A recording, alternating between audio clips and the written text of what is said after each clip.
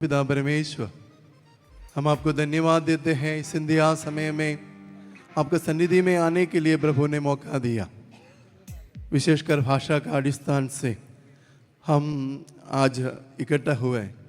प्रभु, हमारा प्रार्थना और आराधना, स्तुतिगान और आपका वचन प्रभु मनन करके हमारा जीवन को बदलने के लिए सहायता कर। आज हमको वचन देने वाला नेबू वचन को हम आपको धन्यवाद देते हैं। आज हमारा अध्यक्ष नेतृत्व देते हमारा प्रेम त्रिवेणी को, सभी अचन गणों, प्रचारक, सभी विश्वासी गणों को आपके साथ हाथ में रख के हम प्रार्थना करते हैं। आदि से अंत तक आपका करुणा और कृपा से भरपूर कर इस छोटी सी प्रार्थना प्रभु यीशु मसीह के नाम से मांगते हैं। सुन और ग्रहण कर, आमीन।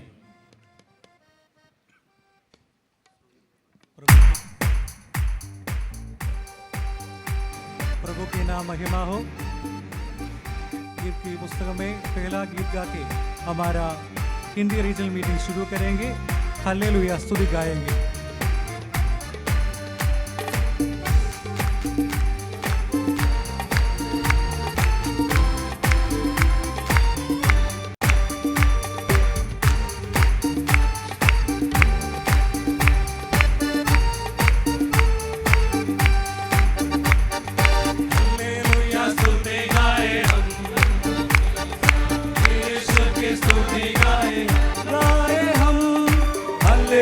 स्तुति गाए हम, गाए हम यीशु की स्तुति गाए हम, गाए हम।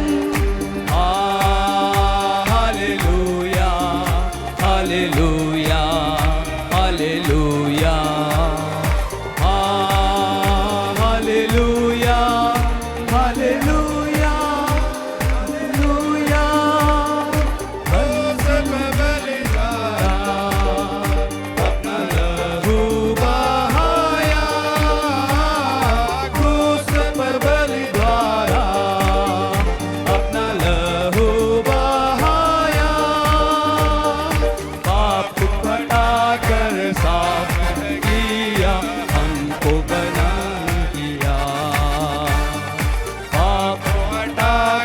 साफ है किया, हमको बचा लिया। हालेलुया स्तुति गाए हम, गाए हम यीशु की स्तुति गाए हम, गाए हम। हालेलुया स्तुति गाए हम, गाए हम यीशु की स्तुति गाए हम, गाए हम। Hallelujah hallelujah hallelujah hallelujah hallelujah hallelujah. इस जीवन भर में सदा तुझको ध्यान करूंगा, इस जीवन भर में सदा तुझको ध्यान करूंगा। तेरी आत्मा पाके तेरी इच्छा जाके आगे बढ़ता रहूंगा। तेरी आत्मा पाके तेरी इच्छा जान के आगे को बढ़ता रहूंगा। हालेलुया स्तुति गाए हम, गाए हम यीशु की स्तुति गाए हम, गाए हम। हालेलुया स्तुति गाए हम, गाए हम यीशु की स्तुति गाए हम, गाए हम। Hallelujah hallelujah hallelujah hallelujah hallelujah hallelujah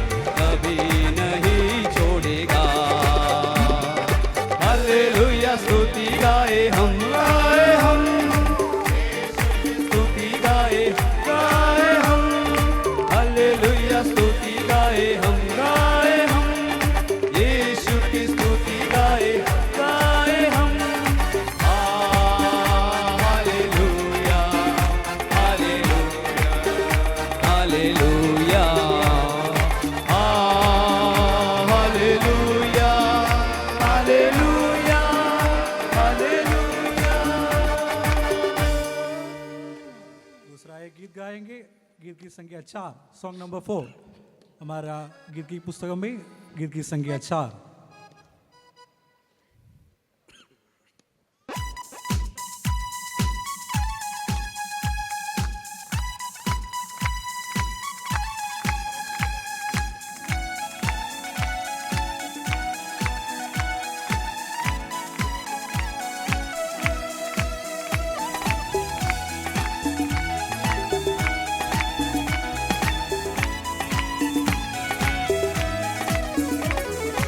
आराधना में है छुटकारा, आराधना में है चंगाई, आराधना में है छुटकारा, आराधना में है चंगाई। शरीर प्राण आत्मा में शांति आनंद देता है, जान से भी प्यारा प्रभु। शरीर प्राण आत्मा में शांति आनंद देता है, जान से भी प्यारा प्रभु। प्रार्थना करे, आराधना करे, वो अच्छा है कितना भला है। हालेलुया। प्रार्थना करे, आराधना करे, वो अच्छा है कितना भला है। छुटकारा पाए हमेशा, हालेलुया। छुटकारा पाए हमेशा, छुटकारा पाए हमेशा, हालेलुया। छुटकारा पाए हमेशा। मांगोगे तो मिलेगा, ढूंढोगे तुम पाओगे। मांगोगे तो मिलेगा, ढूंढोगे तो पाओगे। खटखटाओ खुलेगी स्वर्ग की आशीषें, पाओ तुम उसे अभी। खटखटाओ खुलेगी स्वर्ग की आशीषें, पाओ तुम उसे अभी। आज शुरू करे, आराधना करे, वो अच्छा है कितना भला है। हालेलुया। प्रार्थना करे, आराधना करे, वो अच्छा है कितना भला है।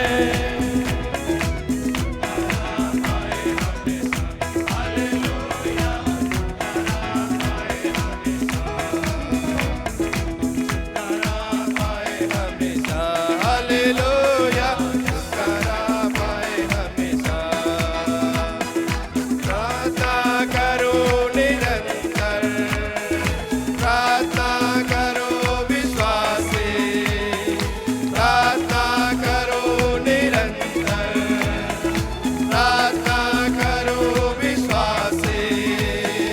धर्मी जन की प्रार्थना, विश्वास की प्रार्थना, खोलती है सारे बंधन।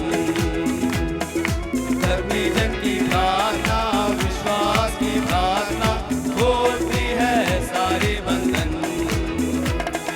प्रार्थना करे, आराधना करे, वो अच्छा है कितना भला है। हालेलुया। प्रार्थना करे, आराधना करे, वो अच्छा है कितना भला है। छुटकारा पाए हमेशा, हालेलुया। छुटकारा पाए हमेशा, छुटकारा पाए हमेशा, हालेलुया। छुटकारा पाए हमेशा, छुटकारा पाए हमेशा, हालेलुया। छुटकारा पाए हमेशा। हालेलुया। एक और गीत गाएंगे। गीत की संख्या 7, आराधना हो आराधना, खुदावंद यीशु की आराधना। हम मिलकर ताली बजा के गाएंगे।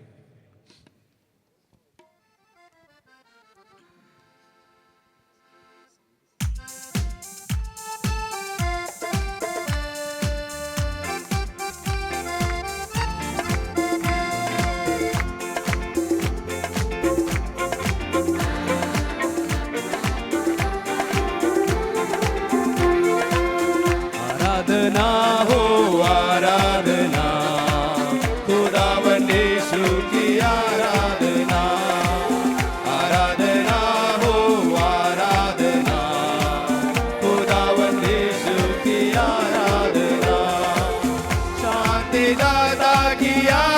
आराधना, मुक्तिदाता की आराधना, शांतिदाता की आराधना, मुक्तिदाता की आराधना, आराधना हो आराधना, खुदावन यीशु की आराधना, आराधना हो आराधना, खुदावन यीशु की आराधना, पवित्र दिल से आराधना, प्रेमी मन से आराधना, पवित्र दिल से आराधना, प्रेमी मन से आराधना, आराधना हो आराधना, खुदावन यीशु की आराधना, आराधना हो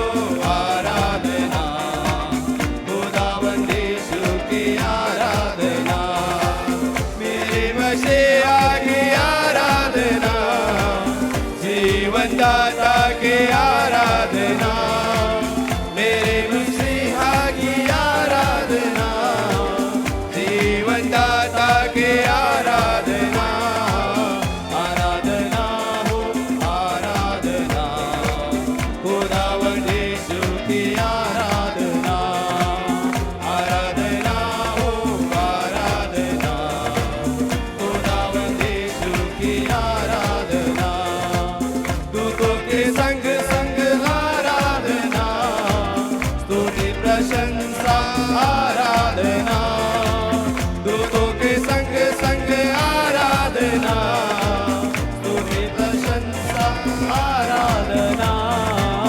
आराधना हो आराधना, खुदावन यीशु की आराधना, आराधना हो आराधना, खुदावन यीशु की आराधना, आराधना हो आराधना, खुदावन यीशु की आराधना, आराधना हो आराधना, खुदावन यीशु की आराधना। हालेलुया।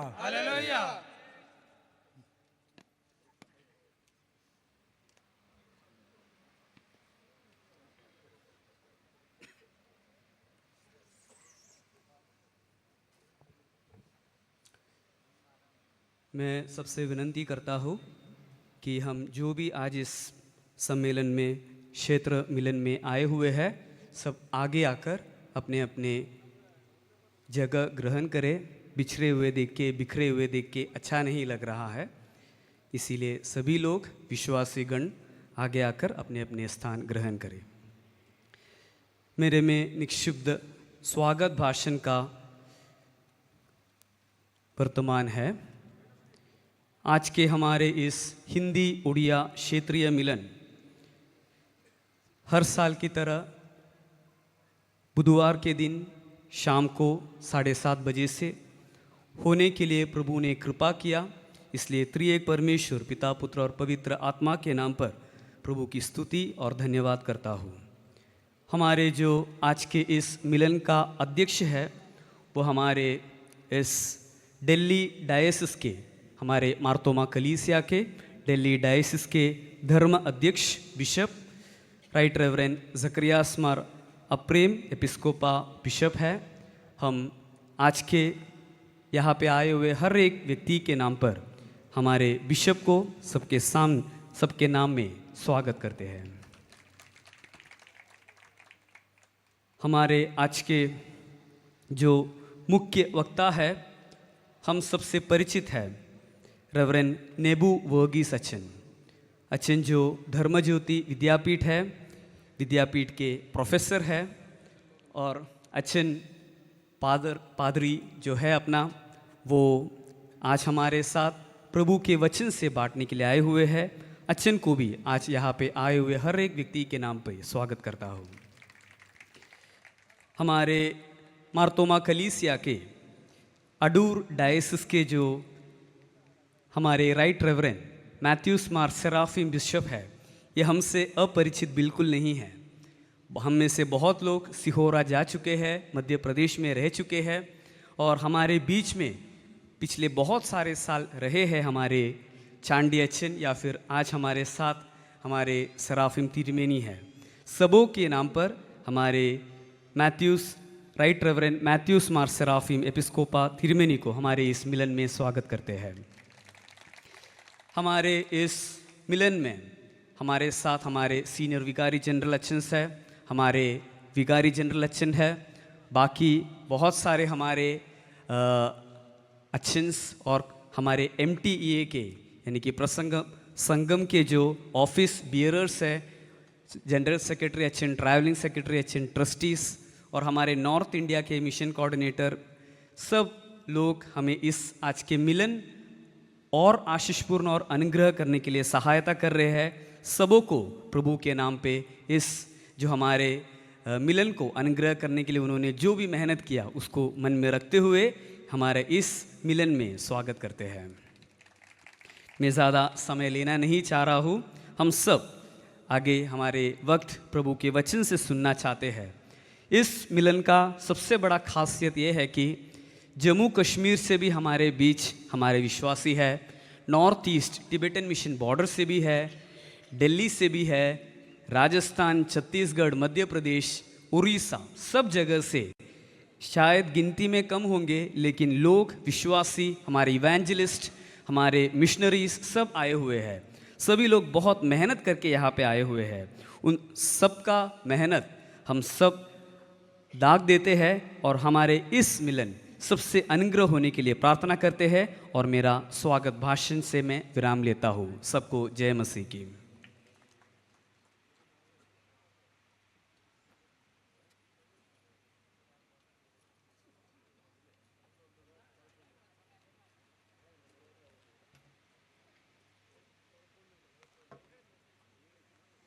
सबको जय मसीह की। आज का निश्चित भाग यूहन्ना रचित सुसमाचार 12वां अध्याय 20 से 26 तक। John chapter 12 versus 22-26। यूनानियों का यीशु को ढूंढना। जो लोग उस पर्व में आराधना करने आए थे उनमें से कुछ यूनानी थे। उन्होंने गलील के बैतसैदा के रहने वाले फिलिप्पुस के पास आकर उनसे विनती की, श्रीमान, हम यीशु से भेंट करना चाहते हैं।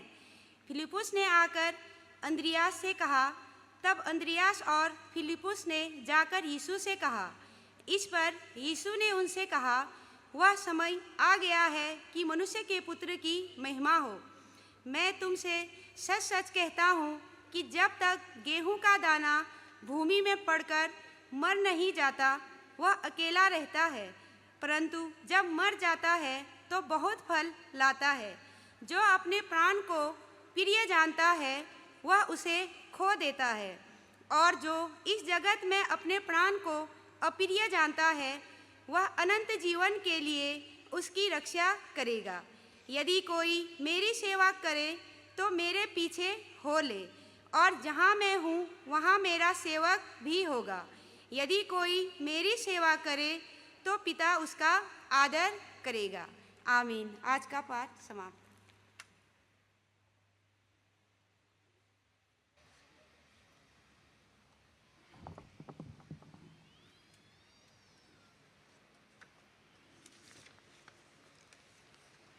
पिता, पुत्र, पवित्र आत्मा की स्तुति हो। आदरणीय सराफिन तिरमेनी, मान्य अचन लोग, मसीह में मेरे प्रियो, आज जब हम एक बार फिर पंबा नदी के इन ऐतिहासिक रेत के तटों पर एकत्रित हुए हैं, यह एक पवित्र स्थान है। यह रेत इसलिए पवित्र नहीं है क्योंकि इसका स्वरूप अलग है। भक्ति इसलिए है, बल्कि इसलिए है क्योंकि पीढ़ियों से यज्ञ तट समर्पण, नवीनीकरण और पवित्र आत्मा के शक्तिशाली कार्य का गवाह रहा है। जब मैं यहाँ से आप सभी से संबोधन कर रहा हूँ, मुझे यह केवल एक भीड़ नहीं बल्कि जीवित और आशावान मार्तोमा कलीसिया और मसीह की देख दिखाई दे रही है।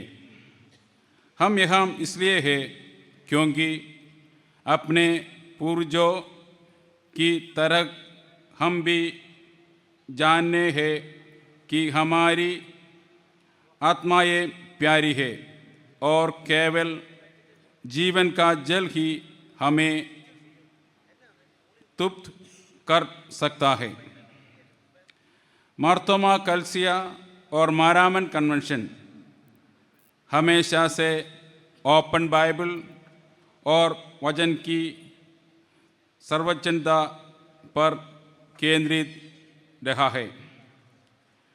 आज के इस क्षेत्रीय बैठक में हमारे बीच रेवरेंड निबू वर्गीस उपस्थित है। निबुवचन एक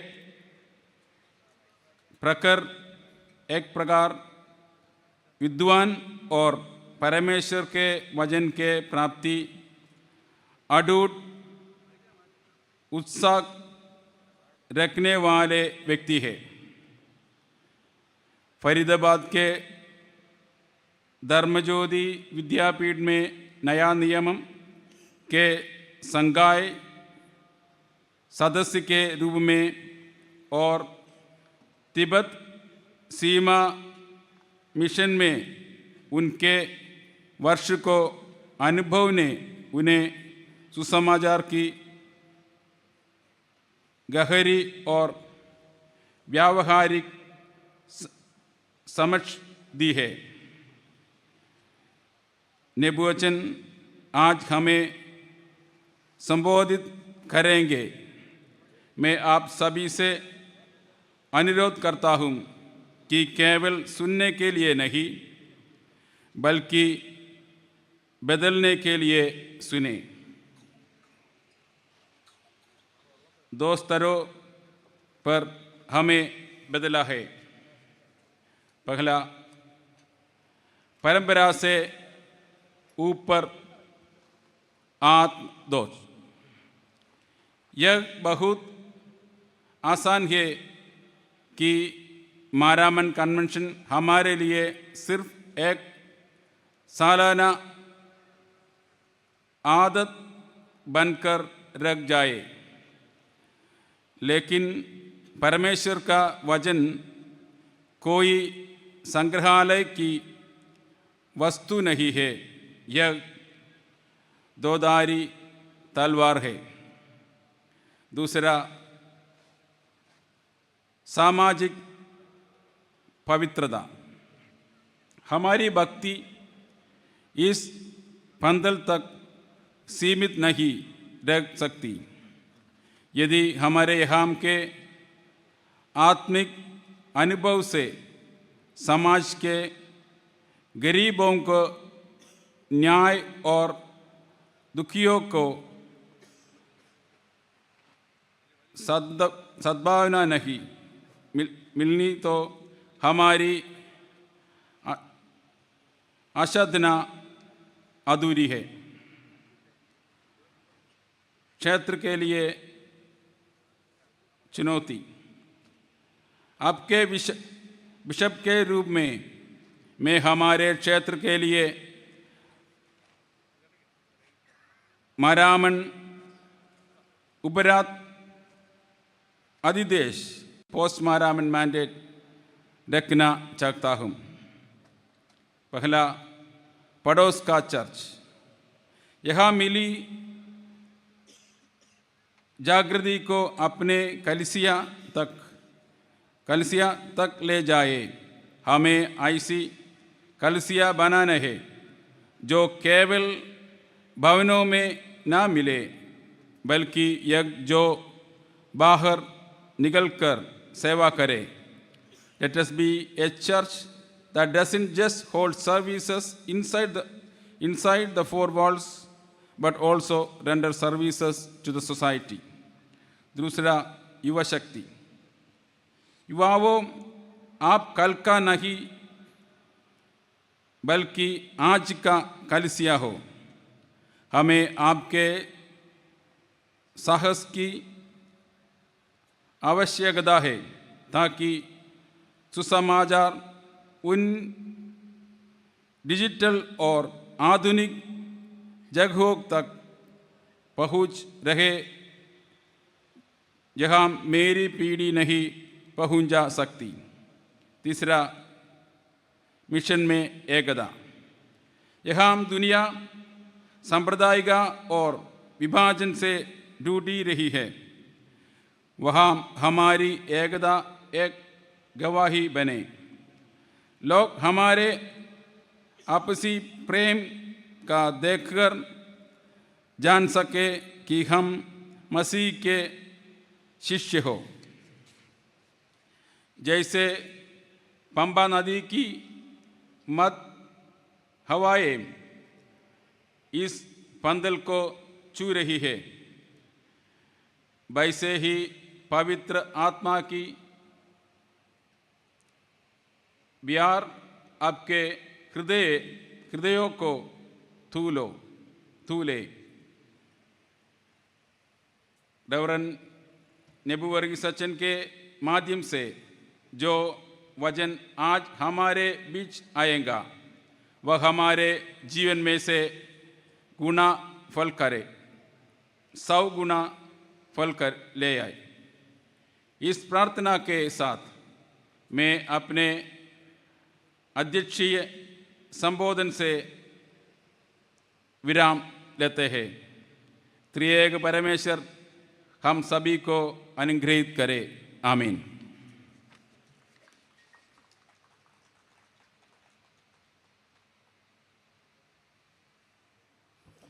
दो चरण का हमारा उड़िया गाना है. उससे पहले हमारे मार्थोमा मारामन कन्वेंशन में बहुत सारे स्टॉल्स हैं. आप सबसे मैं अनुरोध करता हूं कि हमारा एक स्टॉल है, चलो मारामन का स्टॉल. उस स्टॉल में हमारे हिंदी प्रांत से आने वाले सभी विश्वासी लोगों के लिए जो हिंदी लिटरेचर है वो अवेलेबल है. वो आप वहाँ पे जाना है, विज़िट करना है, हमारे उत्तर भारत के मिशंस के बारे में पता करना है, वहाँ समझना है और आपकी सेवकाई देना है. ये आपके लिए एक रिक्वेस्ट के रूप में मैं यहाँ पे अवतरित कर रहा हूँ. तो आप सब लोग हमारे चलो मारामन स्टॉल में भी आप विजिट कीजिए. अभी हमारा गीत की पुस्तक में गीत की संख्या 8, सॉन्ग नंबर 8 गाएंगे.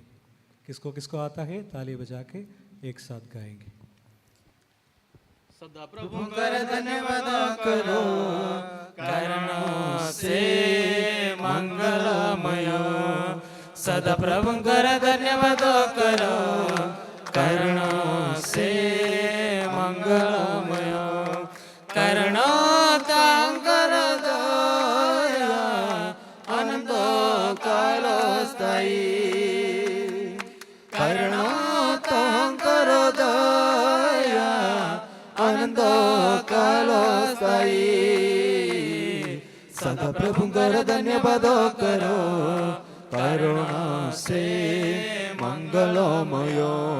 सदा प्रभुंकर धन्यवाद करो, करुणा से मंगलमय. प्रभु मनंकर प्रभुंकर धन्यवाद करो. राजा मनंकर राजांकर धन्यवाद करो. प्रभु मनंकर प्रभुंकर धन्यवाद करो. राजा मनंकर राजांकर धन्यवाद करो. करुणा तोहंकर दया आनंद ସ୍ଥାୟୀ କାରଣ ତୋଙ୍କର ଦୟା ଆନନ୍ଦ କଲ ସ୍ଥାୟୀ ସଦାପ୍ରଭୁଙ୍କର ଧନ୍ୟବାଦ କର କାରଣ ସେ ମଙ୍ଗଳମୟ ସଦାପ୍ରଭୁଙ୍କର ଧନ୍ୟବାଦ କର କାରଣ ସେ ମଙ୍ଗଳମୟ ସ୍ୱର୍ଗୀୟ ପିତା ପରମେଶ୍ୱରଙ୍କୁ ଧନ୍ୟବାଦ କର ଦେବମାନଙ୍କର ଦେବଙ୍କର ଧନ୍ୟବାଦ କର ସ୍ୱର୍ଗୀୟ ପିତା ପରମେଶ୍ୱରଙ୍କୁ ଧନ୍ୟବାଦ କର ଦେବମାନଙ୍କର ଦେବଙ୍କର ଧନ୍ୟବାଦ କର କାରଣ ତାଙ୍କର ଦୟା ଆନନ୍ଦ କଲ ସ୍ଥାୟୀ କାରଣ ତାଙ୍କର ଦୟା ଆନନ୍ଦ କଲ ସ୍ଥାୟୀ ସଦାପ୍ରଭୁଙ୍କର ଧନ୍ୟବାଦ କର କାରଣ ସେ ମଙ୍ଗଳମୟ ସଦାପ୍ରଭୁଙ୍କର ଧନ୍ୟବାଦ କର କାରଣ ସେ ମଙ୍ଗଳମୟ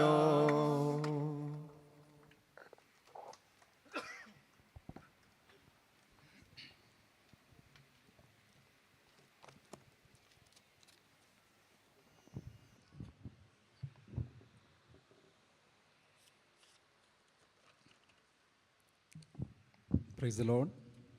जय मसीह की। इस मीटिंग के अध्यक्ष आदरणीय ज़करिया स्मारा प्रेम त्रिवेणी, आदरणीय Seraphim Triveni, Daniel Thomas Sachin, evangelist association के general secretary Rondy B K Joshua Achan, हमारे अचन लोग, प्रचारक लोग, माता पिता, भाई बहनें, सबको यीशु मसीह के पवित्र मीठी नाम में मेरी प्रणाम। इस पवित्र वेदी में इस तरफ वचन लेकर खड़े होने का इस अवसर को मैं बहुत महत्वपूर्ण समझता हूँ। मेरे मन में आनंद है, हर्ष है, साथ ही साथ मेरा दिल की धड़कन भी बहुत ज़्यादा बढ़ रहा है, ऐसा लग रहा है। आप मेरे लिए भी प्रार्थना करें ताकि मैं अंत तक खड़ा होने पाए। I am not a natural Hindi speaker, so कुछ साल हिंदी इलाके में रहा है, सो बीते हुए कुछ सालों से हिंदी बाइबल का उपयोग बहुत कम करता हूँ, 7-8 सालों से, इसलिए मेरा धड़कन बढ़ना स्वाभाविक है। इसलिए आप मेरे लिए प्रार्थना करते रहिएगा।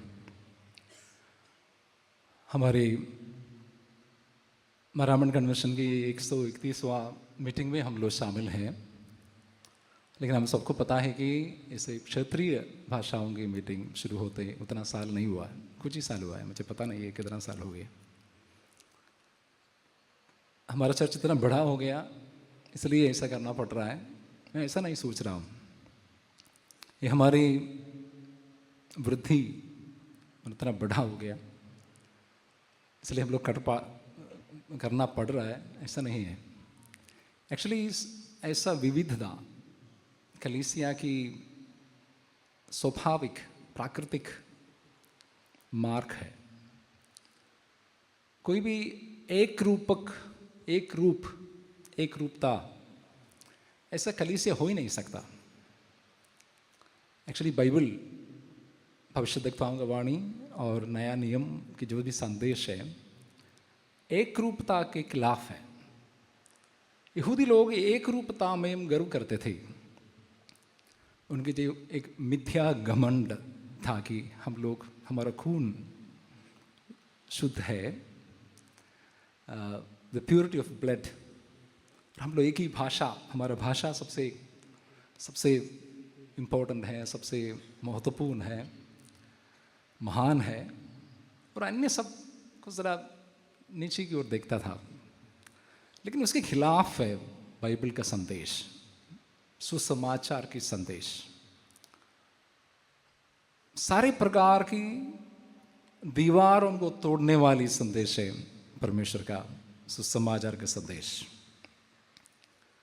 जहां भी हमारी संस्कृति के द्वारा जितना भी दीवारें खड़े किए हैं, वो सारे दीवारों को तोड़ना ही परमेश्वर का काम है।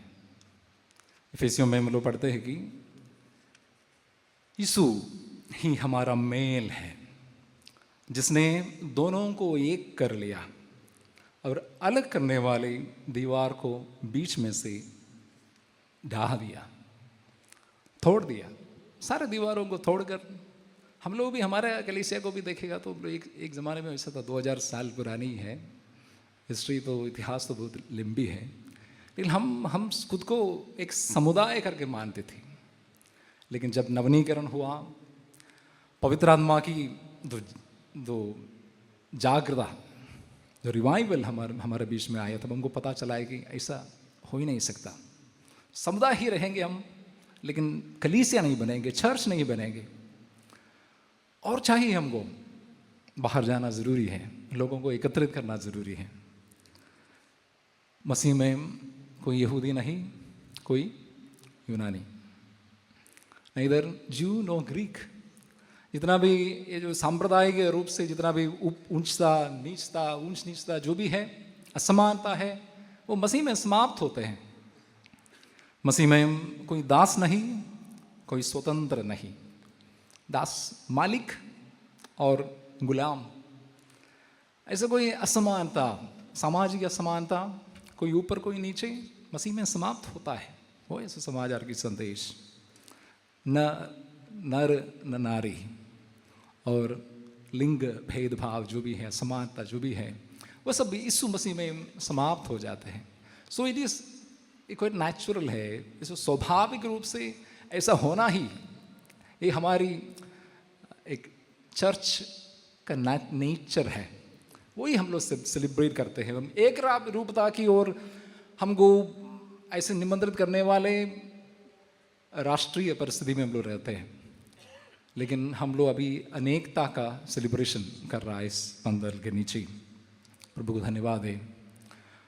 एक्चुअली हम लोग प्रकाशित वाक्य पढ़ेगा तो पता चलेगा कि आने वाले दिनों में भी, जो अंत के दिनों में, द लास्ट टाइम्स, पूर्णता की ओर, अंतिम पूर्ति में ऐसा है कि हर एक जाति, 7वां अध्याय में हम लोग पढ़ते गए, हर एक कुल और हर एक लोग, हर एक लोगों से और हर एक भाषा से, क्या इसी बड़ी भीड़, कोई डिस्टिंग्विश नहीं कर सकता कौन सी भाषा है, कौन सी जात है, सब समाप्त।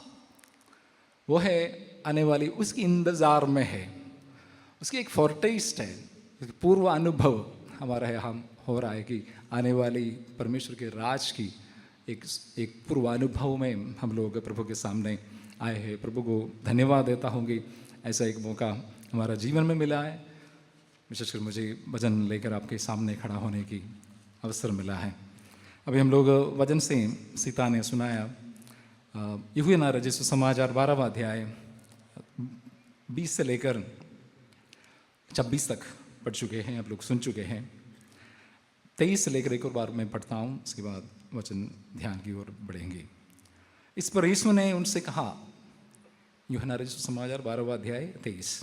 इस पर यीशु ने उनसे कहा, वह समय आ गया है कि मनुष्य के पुत्र की महिमा हो।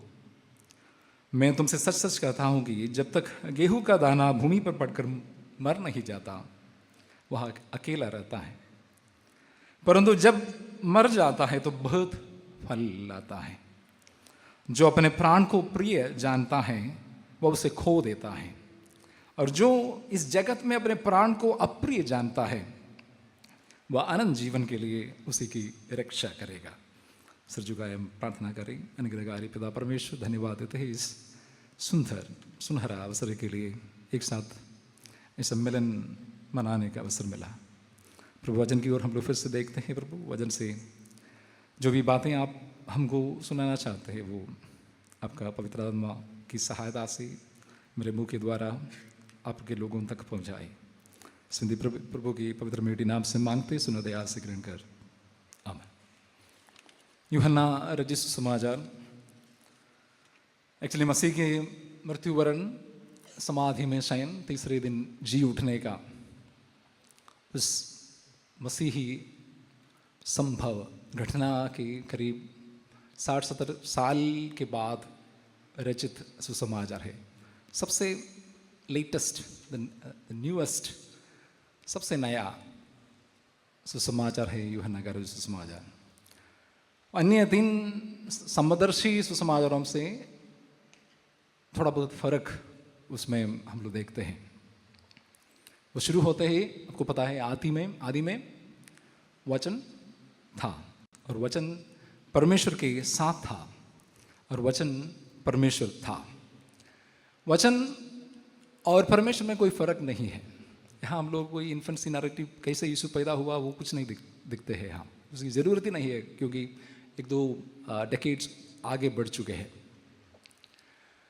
वचन खुद परमेश्वर था, वचन परमेश्वर के साथ था और वचन देहधारी हुआ, पहला अध्याय 14वां पद।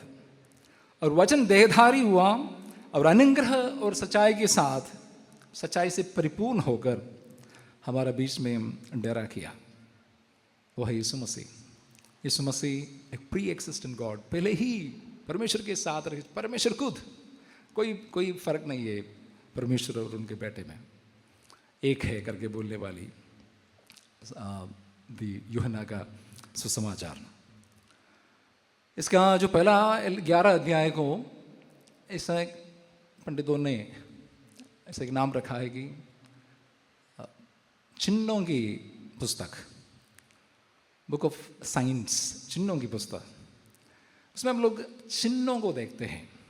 अन्य सुसमाचारों में हम लोग पढ़ते हैं कि यीशु का आश्चर्य कर्म, चमत्कार, ऐसा शब्द यूज करते हैं, लेकिन यहाँ कोई चमत्कार शब्द नहीं दिखते हैं। ये सब चिन्ह है। किसका चिन्ह है? अनंत जीवन, बहुतायत का जीवन आ चुके हैं। परमेश्वर का राज के उद्घाटन हो चुके हैं। परमेश्वर का राज आ चुके हैं यीशु मसीह में। अभी जो भी हो रहा है वो सब उसका निशान है, उसका चिन्ह है। पहला चिन्ह क्या था? सबसे पहले का चिन्ह कहाँ क्या किया यीशु? बाइबल नहीं है आपके पास? हेलो, सबसे पहले का आश्चर्य कर्म क्या था? गलील के काना के एक विवाह गृह में जाकर यीशु मसीह ने पानी को दाखरस बनाया।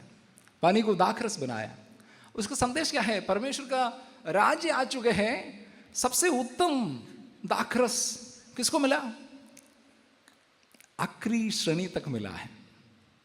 उनको तो पानी से ही काम चला जा सकता था, लेकिन परमेश्वर का राज्य आ चुके हैं कि आखिरी श्रेणी तक क्या पहुंचेंगे? सबसे उत्तम चीज अभी पहुंचने वाला है। और दूसरी चौथा अध्याय में हम लोग देखते हैं कि राजकर्मी के पुत्र को चंगा करना। जांच कर्मचारी वो एक्चुअली एक विपक्ष के प्रतिनिधि है। राजकर्मचारी विपक्ष को अभी निशब्द करने वाले समय है आजकल, लेकिन परमेश्वर का राज्य में ऐसा नहीं होता है। विपक्ष का कोई भेदभाव नहीं है। विपक्ष तक परमेश्वर की चंगाई पहुंचना ही है। वो चौथा अध्याय में लोग पढ़ते हैं। और 5वां अध्याय की ओर हम लोग आते हैं। बत्सदा के कुंड के किनारे पर पड़े हैं कितने सालों से? 38 सालों से कतार में है। वो खुद को वहां तक नहीं ले पा रहे, अभी इंतजार करके बैठे हैं यार, कतार काटने वाला है। अभी कोई कतार में पीछे नहीं, क्यों में पीछे नहीं रहेंगे। यीशु मसीह आएंगे और ये बहुतायत का जीवन आएगा, तुम्हारा कतार काट दिया। अभी तुम तक परमेश्वर का चंगाई सबको उपलब्ध है। और आगे बढ़ेंगे 6वां अध्याय में हम लोग पढ़ते हैं पांजी है ना, वितरण पांजी है, बहुत कमी है, लेकिन सब लोग पेट भर के खा के जाएंगे। परमेश्वर का राज आ चुके हैं, चिन्ह है। उसके बाद हम लोग देखते हैं कि यीशु मसीह पानी के ऊपर से चल रहा है। पानी डुबाता नहीं है। परमेश्वर के राज्य में कोई ऐसा संघर्ष नहीं है। ये हेल्पफुल है। नेचर और ह्यूमंस कोएग्जिस्ट। और उसके बाद हम लोग 9वां अध्याय में देखते हैं कि जन्म से जो भी अंधा हुआ, 138 सालों से पड़ा था, लेकिन ये व्यक्ति तो जन्म से थे। ये दोनों शब्द में हो रहा है। सबत के दिन में हो रहा है। ये जन्म से जो भी अंधा था, जिनको आंख में रोशनी नहीं था, उनका आंख खुल गया। सब लोगों को अच्छा दर्शन होता है, सब लोग अच्छे से देख सकते हैं क्या सही क्या गलत। अंधेरा सब खत्म, परमेश्वर के राज आ चुके हैं। अनदर चिन्ह लास्ट में हम लोग देखते हैं कि असली 11वां अध्याय में क्या कर रहा है यीशु, लाजर को जिला रहा है। लाजर कितना दिन हो गया मर के इसमें कब्र में रखे हुए, या तीसरा चौथा दिन हो गया। अभी बदबू आने वाले आ रहा है करके खुद मार्था खुद बोल रहा है कि दुर्गंध आएगा ही, लेकिन यीशु मसीह वहां जाकर बोला है कि खोलो। लाजर निकला, 4 दिन हो गया, सड़ चुके थे, लेकिन आया ही बाहर। सारे मौत की सारे शक्तियां समाप्त। इसलिए बोलते हैं कि चिन्ह है, ये सुनने वाले को पता चलेगा कि हाँ आ चुके हैं परमेश्वर का राज, अब आनंद जीवन की जमाना है।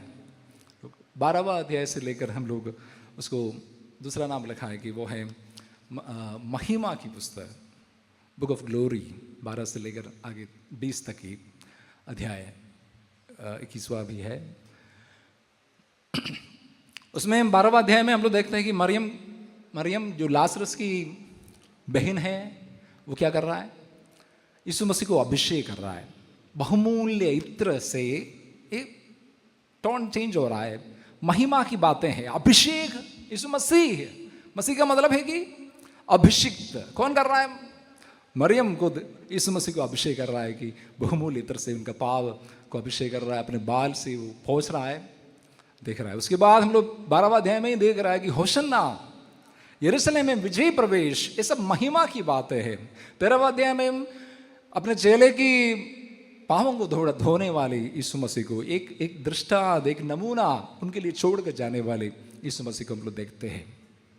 लेकिन महिमा का दूसरा एक अर्थ भी है।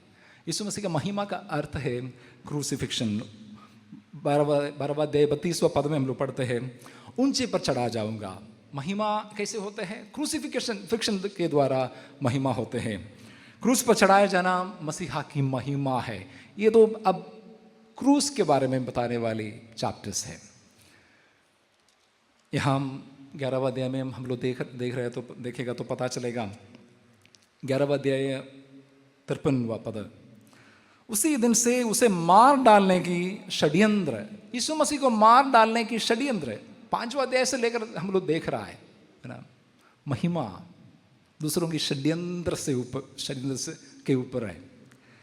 और 12वां अध्याय में हम लोग देखते हैं, 12वां अध्याय का 10वां पद, तब प्रधान याजकों ने लाजर को भी मार डालने का षड्यंत्र रचा। यीशु मसीह को मार डालना है, लेकिन लाजर को भी नहीं छोड़ने वाला है। इससे करके हम लोग पढ़ते हैं, टेंशन बढ़ रहा है, अभी कुछ भी हो सकता है। तब आ रहा है यूनानी लोग। यूनानी कौन है, ग्रीक है ना, बहुत ही फिलोसोफर्स है, दार्शनिक लोग हैं। उन लोग आ रहा है यीशु मसीह को मिलने के लिए, लेकिन टेंशन बहुत है, भ्रमित है। कौन, यीशु मसीह के चेले। उनको पता है कि Jesus is going any time, Jesus could be assassinated. Yeshu Masih को कभी भी मार डाल सकते, इतना षड्यंत्र हो रहा है चारों तरफ। इसलिए बहुत जागरूकता थोड़ा ज़्यादा है। किसके पास, कौन लोग, पहले आ गया फिलिपुस के पास। उसके बाद फिलिपुस ने उनको लेके नहीं है, ये जो यूनानी लोग आए यीशु को मिलने के लिए, लेकिन यीशु तक नहीं जा पा रहे, क्योंकि उन लोग एक दीवार बना है, क्योंकि एक सिक्योरिटी हो रहा है, सिक्योरिटी चेक, फ्रिस्किंग हो रहा है, मल्टी लेवल। फिलिपुस बोला मैं खुद डिसाइड नहीं कर पाता हूँ यीशु मसीह के, क्योंकि टेंशन इतना ज़्यादा है। तुम भी शायद, तुम्हारे पास भी एक चाकू हो तो। अगला वो दूसरा किसी के पास गया है, अंद्रियास के पास। वो दोनों आकर यीशु मसीह के सामने आए हैं, बहुत ही चकित होकर, भ्रमित होकर, भयभीत होकर कि मरेंगे, तुमको मार डालेंगे उन लोग, और शायद हमारा भी मरने के बारे में इतना विचार, इतना चिंता हो रहा है। तब यीशु बता रहे ये बातें। यीशु मसीह, बाइबल में हम लोग हमेशा बोलते हैं कि यूनानी को बोला, नहीं, बाइबल में ऐसा नहीं लिखा है कि ये बातें यूनानी को बोला है करके। यीशु मसीह अपने चेले को ही बोल रहा है कि गेहूं की एक बिंब लेकर, एक दृष्टांत लेकर, एक जीवन क्या होता है, मृत्यु क्या होता है, एक मसीह की जो रिस्पॉन्स है, उनकी जो प्रतिक्रिया है मृत्यु के खिलाफ, उसमें से मैं 2-3 ध्यान आपके सामने जल्दी से जल्दी रखूंगा। मसीह जीवन की खासियत, सबसे पहला है कि ये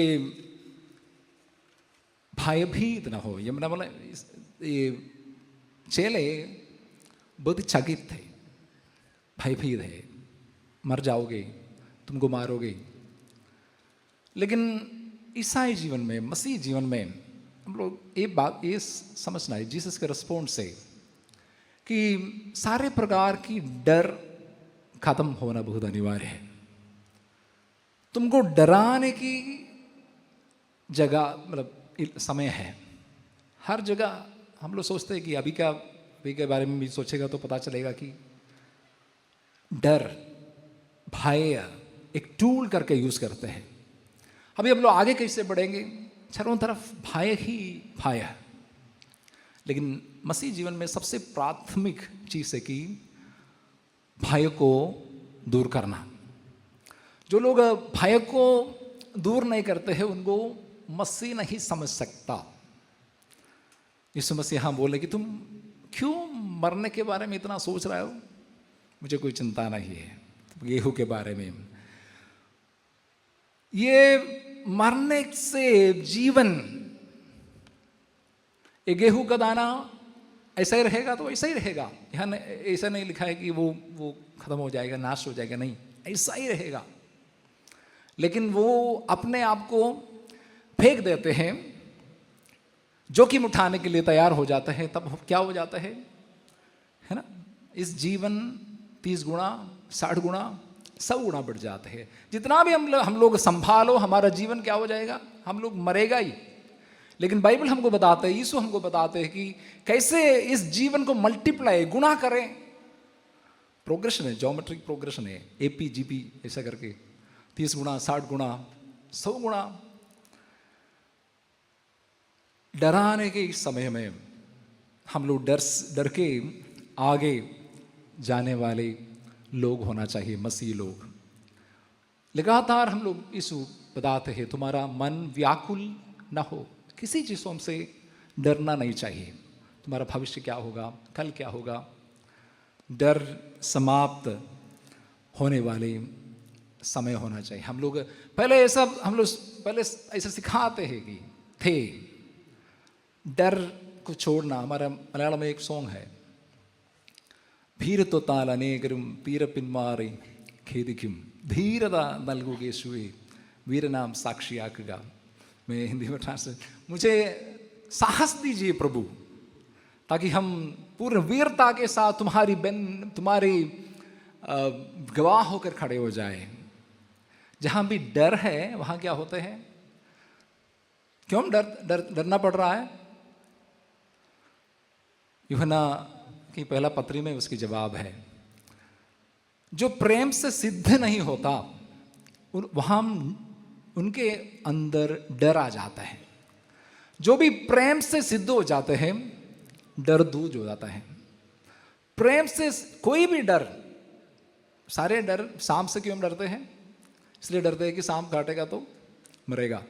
सारे डर की नीचे हम लोग देखेगा तो सब मौत की डर है, हमारे अंदर सब है।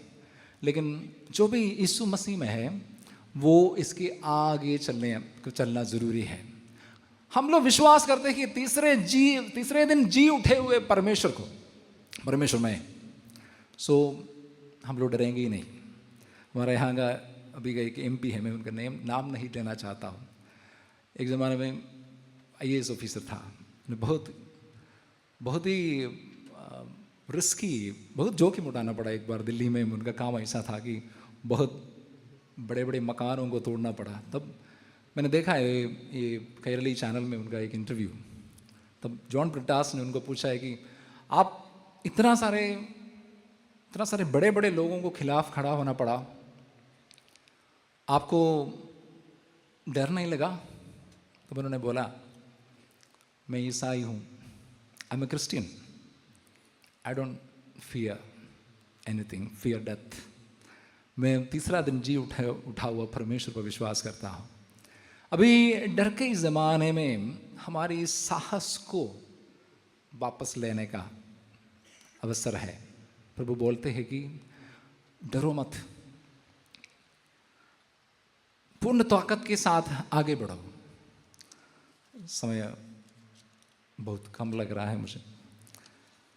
दूसरा हम लोग देखेगा तो दूसरा मसीह जीवन की खासियत है, ये एक क्रूसधारी जीवन है। क्रूस, पहला मैंने बोला ये भयभीत न होने वाले जीवन है, क्रूसधारी जीवन है। एक गेहूं क्या कर रहा है? गेहूं अपने आप को फेंक रहा है, गेहूं का दाना भूमि पर पड़ना, मरना। पहले 3 सुसमाचारों में हम लोग देखेगा तो वहां दिखा है कि यदि कोई मेरे पीछे आना चाहे तो अपने आप को इनकार करे। सेम है यहां, अपने आप को इनकार करे और अपने क्रूस उठाकर मेरे पीछे हो ले। सेम है, क्रूस, सारे भय दूर हो जाएंगे तभी क्रूस उठा पाओगे। क्रूस के बारे में ज्यादा चर्चा आजकल नहीं हो रहा है।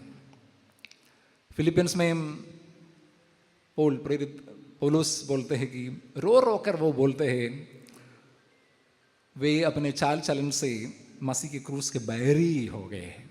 क्रूस के बारे में कहाँ हो रहा है चर्चा? हमारी इन दिनों के गीत सब देखो, कहीं भी हम लोग क्रूस नहीं दिख रहा है। सबसे बेसिक चीज को, मतलब चेला होने की, डिसाइपल होने की सबसे प्राथमिक चीज है कि क्रूस उठाना, लेकिन पता नहीं क्यों चर्चा उसी की ओर नहीं हो रहा है। सब लोग सांत्वना के बारे में बोल रहे थे, सांत्वना, सब गानों में, गीतों में सब कंफर्टिंग है। कोई सभी अपने अपने सुरक्षित बंदरगाहों में ही रहने का चाहते हैं, कोई आगे बढ़ना नहीं चाहते। यीशु मसीह हम बोलते हैं कि जब तक तुम अपनी सुरक्षित वहाँ जहाँ भी वहाँ ही रहेगा तो तुम ऐसा ही रहोगे, कुछ एक्सपेक्ट ही नहीं कर सकता। जो अपने आप को अपना क्रूस उठाकर यीशु मसीह के पीछे हो लेने के लिए जो भी तैयार है, उनसे ही फलवंत होने की संभावना है। नहीं तो वैसा ही आप लोग हम रहेंगे ही, आगे की ओर जाएंगे। लास्ट में तीसरा है कि एक फलदायक जीवन। कैसे हम लोग इस धरती में हम लोग क्या, हमारी जवाब क्या है इस दुनिया के लिए? एक मसीही फल फले। हमारा जीवन के फल से हमारी पहचान होते हैं। बाइबल कौन जीत रहा है कौन हार रहा है करके बताने वाली किताब नहीं है। बाइबल बोलते हैं कि फ्रूटफुलनेस, फलदायक के बारे में बोलते हैं। मुझे जीतने के लिए किसी और को हराना पड़ेगा, लेकिन बाइबल में ऐसा कोई संदेश ही नहीं है। हर एक व्यक्ति अपने अपने तरफ से खास, स्पेशल, अनोखा है, इसलिए हर एक का फल भी अनोखा है। ये यीशु मसीह के पीछे क्रूस, मतलब भय को छोड़कर क्रूस लेकर यीशु मसीह के पीछे चलने वाले अपने आप फल परमेश्वर के राज के लिए फलने वाले बने। इस समाज के लिए हमारी जवाब हमारी मसीही फल है। आत्मा के फल के बारे में हमको पता है, उसी की ओर जाने का समय नहीं है। मेरी बातों को मैं विराम करता हूँ ए.के. जॉर्जन की स्टोरी बताते हुए, क्योंकि ये तीनों चीज़ें मैंने इस पवित्र शास्त्र का भाग का अर्थ ही मैंने ए.के. जॉर्जन के जीवन से सीखा, मतलब उसका समझ मुझे आया है। साहस क्या होते हैं आपको पता है? ए.के. जॉर्जन के बारे में जो तिब्बत मिशन की शुरुआत किए हैं, बहुत ही साहसी। मैं बताता हूँ कि शायद सबसे एडवेंचरस मिशनरी इंडियन सोइल में शायद साधु सुंदर सिंह हो सकता है। दूसरे एडवेंचर के बारे में, साहस के बारे में हम लोग देखेगा तो मैं दूसरा स्थान ए.के. जॉर्जन को देता हूँ। उन्होंने, आपको पता है, वो Indian national army Azad Hind फौज की एक फौजी थी। ब्रिटिश आईएनए, सुभाष चंद्र बोस के आईएनए में उन्होंने गरिल्ला वारफेयर में गए हैं। स्कूल में, जब स्कूल के एक छात्र था, उसी समय ही उनको जेल में डाला गया था कि स्वतंत्रता संग्राम में शामिल होने की। ऐसा एक व्यक्ति गया है हमारी मर्दोमा चर्च से। आजकल चर्चा हो रहा है कौन देश प्रेमी है, कौन देशद्रोही है। आईएनए में, ब्रिटिश आर्मी में नहीं, आईएनए में गरिल्ला वार में ब्रिटिश आर्मी के खिलाफ इंडोनेशिया के जंगलों में लड़ते हुए हम लोग देखते हैं एके जोरासन को। भय नहीं है। इंडिया स्वतंत्र हो गया, सबसे पहले प्राथमिकता भारत की स्वतंत्रता को दे चुका है, दे दिया है। उसके बाद वापस आया। भारत स्वतंत्र होने के बाद क्या क्या मौकाएं, अवसर कितने थे, क्या क्या बन नहीं सकता था उस समय। लेकिन उन्होंने चुना है कि थियोलॉजिकल एजुकेशन, और यूबीएस के वहाँ जाके उन्होंने अपने कमरे में घुटना टेकर बोला, प्रभु हमको भेजे, हमको तुम 2-3 लोग और थे, कहीं भी जहाँ भी कोई अन्य व्यक्ति जा नहीं सकता, वहाँ जाने के लिए मैं तैयार हूँ।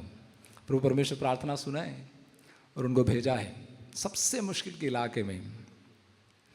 उन्होंने जो ट्रैकिंग किए है तिब्बत की ओर, वो हम लोग सोच भी नहीं सकता। वो रास्ता अब सब बंद है। इतना हाई ऑल्टीट्यूड में जाकर काम करने वाले, क्रूस उठाकर, यहाँ तो रह सकता था कापिल में, लेकिन यीशु मसीह के पीछे चलने वाले, क्रूस उठाकर अपना जो भी अन्य संभावनाएं हैं, पॉसिबिलिटीज है, सबको त्याग कर वहाँ गया है।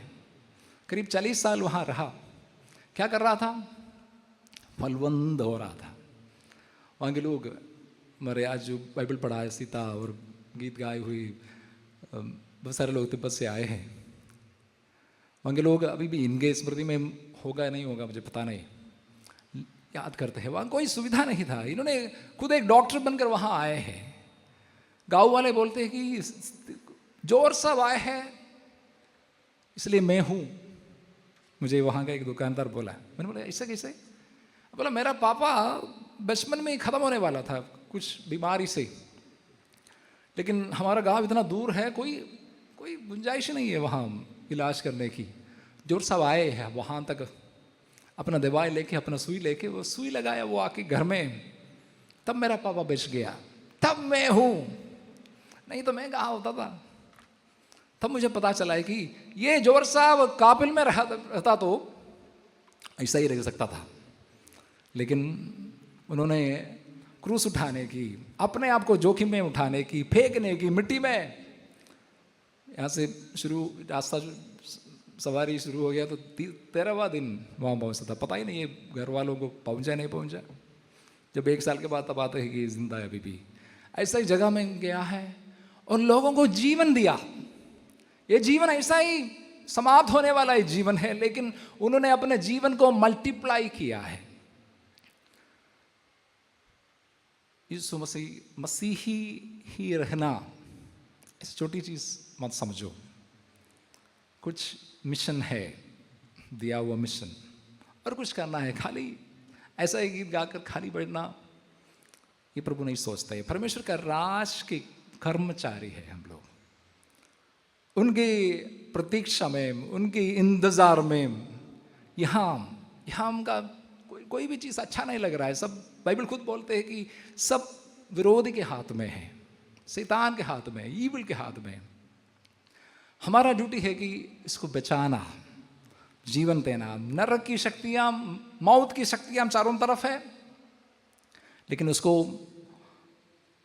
शैतान के हाथों से निकाल कर, बाइंडिंग द स्ट्रॉन्ग मैन, निकाल कर पिता परमेश्वर को देने वाले यीशु मसीह के जो काम को आगे बढ़ाने वाले। हम लोग सब लोग बोलते हैं कि यीशु मसीह आए हैं इसलिए रक्षा हुआ। क्या रक्षा?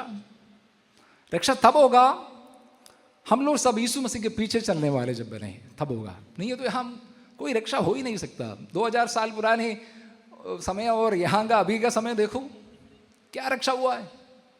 रक्षा इसलिए नहीं हो रहा है कि पीछे चलने के लिए लोग है ही नहीं। सब लोग अपने अपने खाली खाली नेम से क्रिश्चियंस हम लोग बन रहा है, लेकिन इस वेद भाग, पवित्र शास्त्र भाग हम लोग ताकतपूर्ण रूप से समझाना चाहते हैं कि तुम्हारा जीवन से प्रभु कुछ फल चाहते हैं। हमारी माता पिताएं बहुत, इन दिनों में बहुत सारे किताबें पब्लिश हो गए कि स्टोरीज, हमारे पास बहुत सारे स्टोरीज है, कहानियां हैं हमारी पितरों की, मर्तमा लोगों की, लेकिन हम लोग इसी रास्ते में चल रहा है कि नहीं?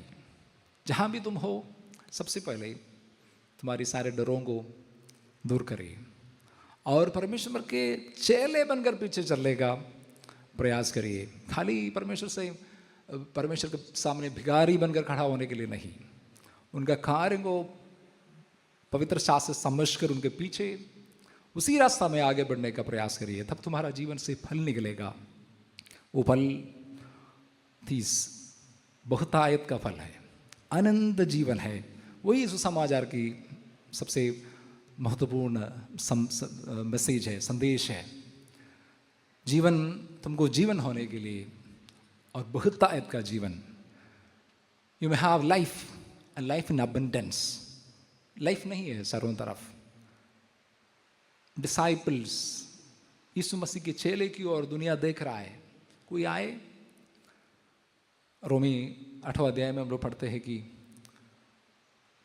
World is ईगरली waiting for the manifestation of the revelation of the children of God. परमेश्वर की बच्चों की रेवलेशन के लिए पूरा दुनिया इंतजार करते देखते हैं, कोई निकलेगा यहाँ से।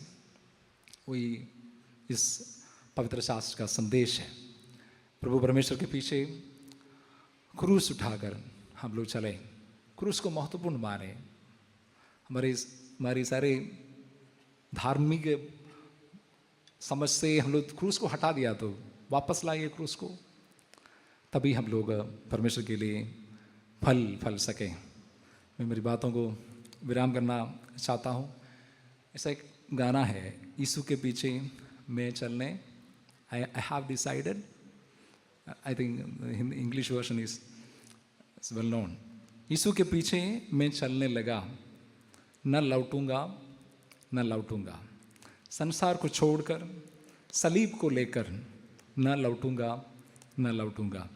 यीशु के पीछे मैं चलने लगा, यीशु के पीछे मैं चलने लगा, यीशु के पीछे मैं चलने लगा, ना लौटूंगा ना लौटूंगा, ना लौटूंगा ना लौटूंगा।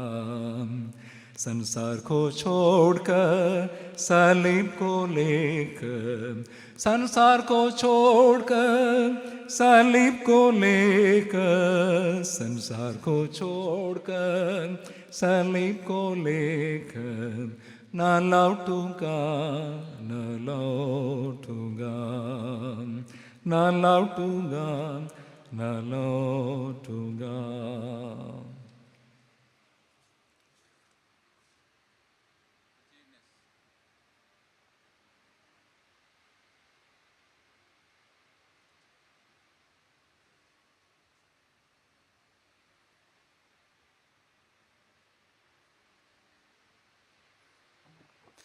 आइए हम प्रार्थना करें।